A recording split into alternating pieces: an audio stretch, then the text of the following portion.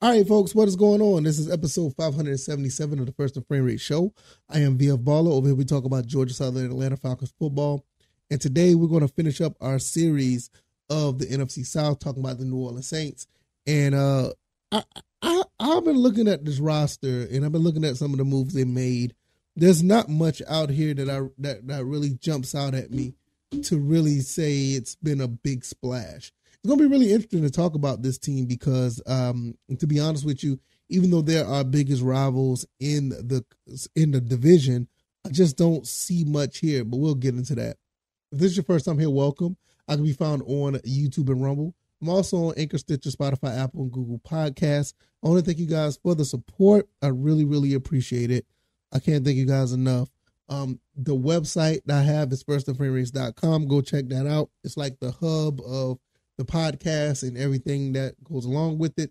It also can be found on Twitter at VF Baller. So most of the stuff I put over there is stuff that don't make the show, or you can just follow me and ask questions on the fly. I usually answer. I know today, right now, I'm wearing my Georgia Southern stuff. You know, I really, really love that team. I wish I had some news to report on them. I am really, really excited about this upcoming season for that team. So as soon as I hear something, I'm definitely going to be responding or reacting or just come up with another story for the team, because I think they're gonna turn a lot of heads this year. I think they're gonna do really good. Now let's go ahead and get into this. The New Orleans Saints have made a lot of moves this offseason, a lot of moves.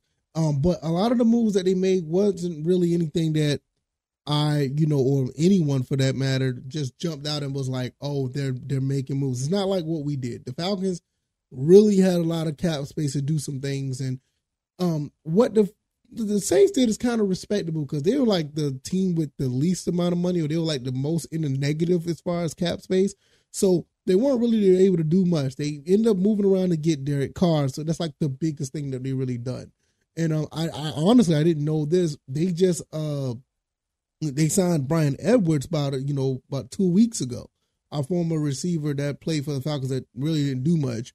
They signed him, and they also signed tight end Foster Moreau to a 3-year contract. So they made some moves, but nothing that really, jump out and be like, okay, this is going to be something big, because, they lost their defensive coordinator. I mean, they lost their defensive line coach, which is now our defensive coordinator. And they lost a handful of players that moved from the Saints to the Falcons. So what they did was they ended up getting some guys to replace them. I know they got Kalen Saunders, which was a defensive tackle that they signed to a 3-year deal.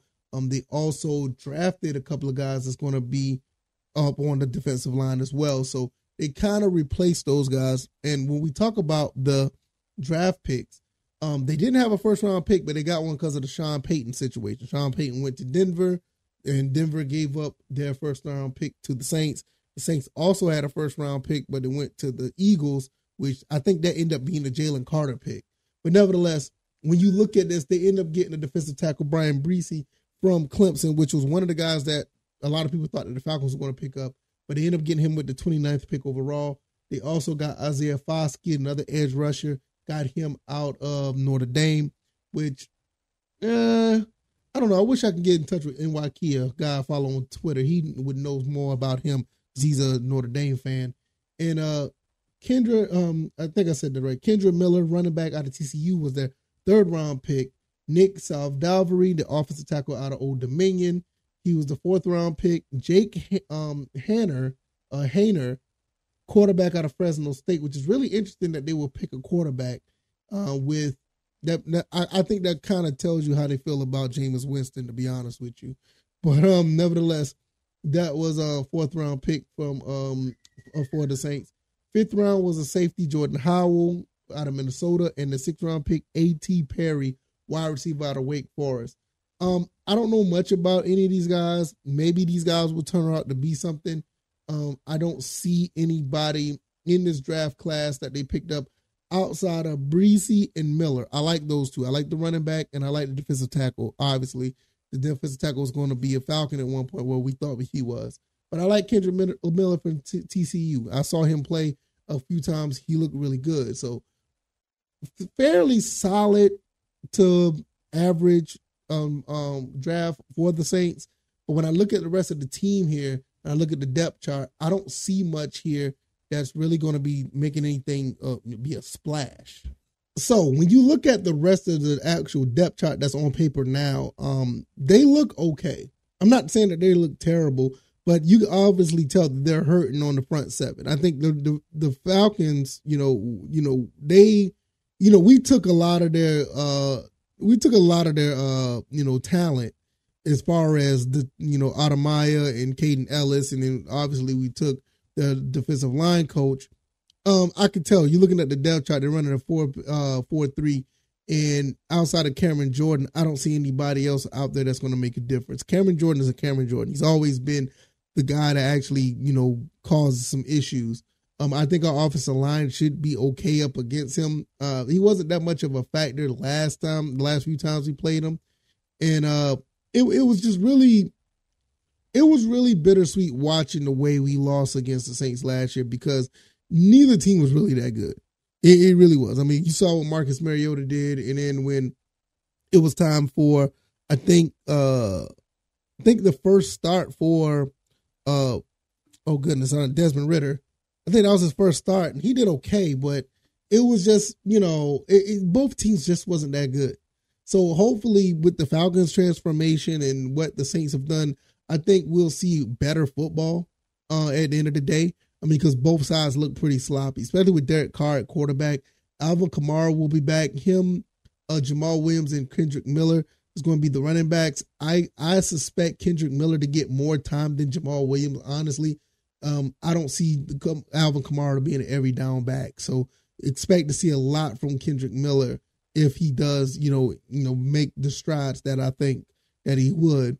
Now, when it comes to the receivers, you always have Michael Thomas. He tends to play better when he plays against the Falcons. But I think with our secondary, I think we should be able to do some things to lock up a lot of these guys that are that they're going to be throwing the ball to. I know AJ Terrell had a bad outing with him in the first game, but the second game was a little bit. I don't even think Michael Thomas even played the second game. And that's another thing. Michael Thomas is not necessarily reliable. He's on a 1-year deal, so I don't know how that's going to go.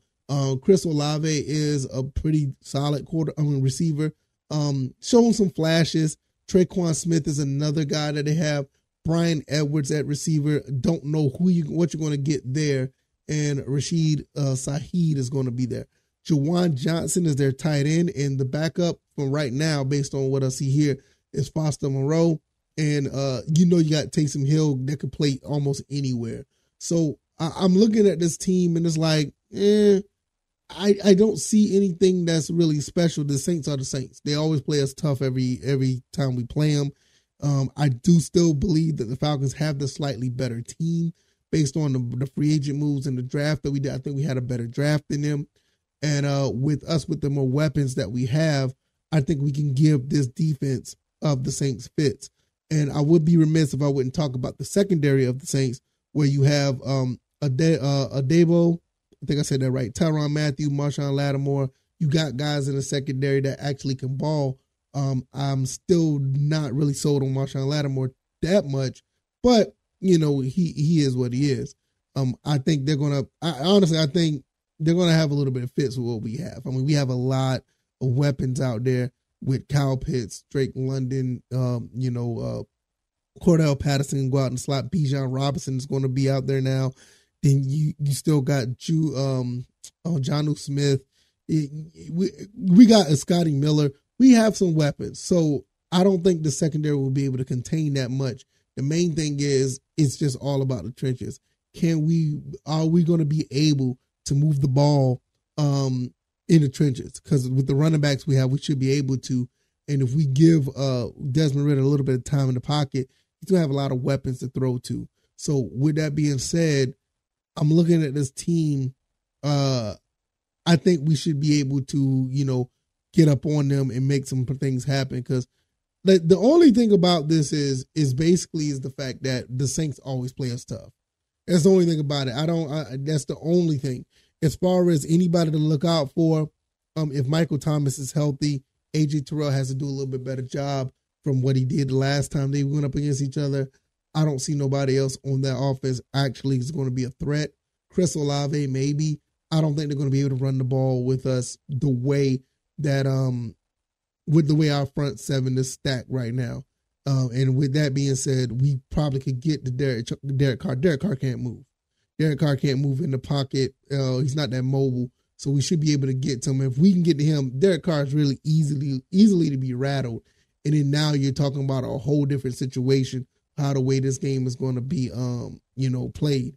The offensive line is okay, but I think with the monsters that we got, or the athletes that we have on our front seven now, and with the mix with the type of secondary we have, we should be able to give this offense fits. We should be able to. Is it yet to be seen? Don't know. I mean, it is yet to be seen because it's all on paper right now. So we'll have to figure that out as it happens. Other than that, that's pretty much it, man. The Saints are going to be who they are. Look like they're going to be running a 3 wide receiver set, 1 tight end, base 4-3 defense. And I don't see anything out here that really gives us a threat to say, like, okay, the Saints are going to be the team that we need to look out for. I still think that the Carolina Panthers are much more respectable based on the roster. And I don't have nothing to say about Tampa Bay Buccaneers. So when you look at this 3-part series, basically what we're looking at is, I still believe that the Falcons are the front runners to win this division. I believe that. I mean, I think that the Falcons are going to be able to shock a lot of people. If we were able to do what we did with the 7-10 record last season, and we did all these moves, there's no way that we go backwards. I just don't see it. And you look at the rest of these teams in this division, I'm not going to lie to you, we have a really good chance to sweep this division. Will we sweep this division? I don't know. I mean, it's always one of those games in the division that we may get got. I mean, that's just how it is. But as far as what I see here is the Falcons, then the Panthers, and then it look like the Buccaneers and the Saints are going to be fighting for 3 and 4. That's what it looks like on paper now. Like I said, I'm very impressed with what the Panthers have on paper. They look a lot better than I thought they did. The Saints, not so much. The Saints they look like the Saints of old, to be honest with you. Even with Derek Carr, the new quarterback, I don't see anything that really stands out to be like, okay, what is this team going to be? Basically, we're just going to have to go in there, and when we play them, we just got to play our game because the Saints always play us tough. The Buccaneers, I don't see anything in the Buccaneers to make them seem that they could beat anybody in this division. Even, I don't think they could beat the Saints or the Panthers, let alone the Falcons. So that's the way I look at it on that end. So let me know what you guys think. If you like this commentary, hit this like button, share this podcast, subscribe to the channel if you haven't already. Like I said, I feel like this is what it's going to be. Falcons, Panthers, Saints, Bucks, and you can switch 3 and 4 out. That's just how it is. Hopefully you like this 3-part series. It was a pretty fun one to actually look at these teams from a different perspective because I'm always looking at the Falcons, So that was pretty dope. I could be found on YouTube and Rumble. Also, Anchor, Stitcher, Spotify, Apple, Google Podcasts. Check me out on Twitter at VFBaller. Also, firstandframerates.com, firstandframerates.com. That's the website. I am going to get up out of here. Hopefully, you guys enjoyed the rest of your Wednesday evening. I am going to go and get ready for Thursday. Hopefully, you guys have a great one. You guys take it easy, and you guys be blessed. Peace.